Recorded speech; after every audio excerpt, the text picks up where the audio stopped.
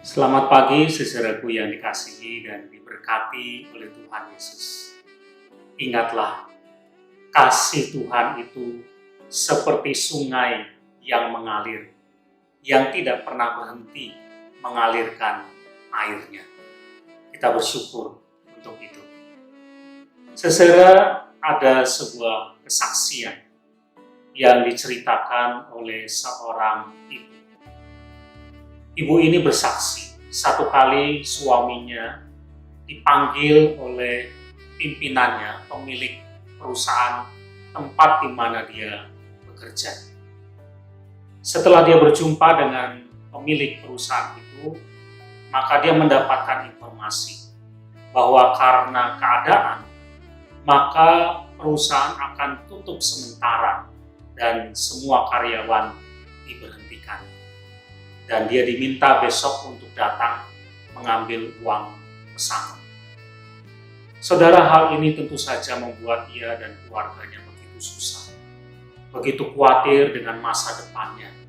Bagaimana dengan tidak ada lagi pekerjaan yang bisa menafkahi mereka.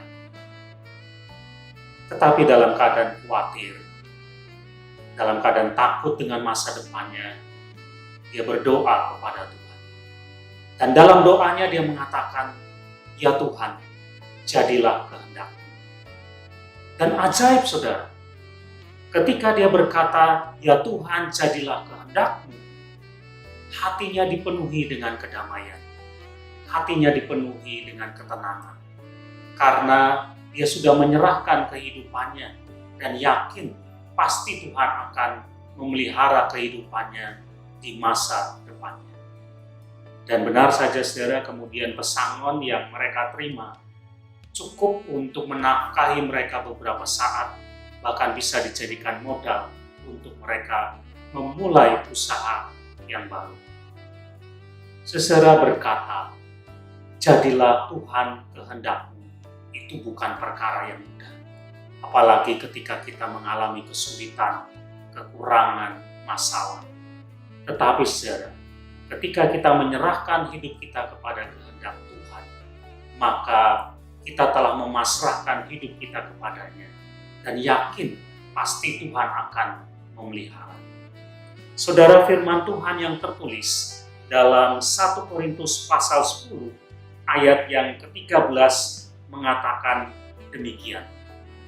Pencobaan-pencobaan yang kamu alami adalah pencobaan-pencobaan biasa yang tidak melebihi kekuatan.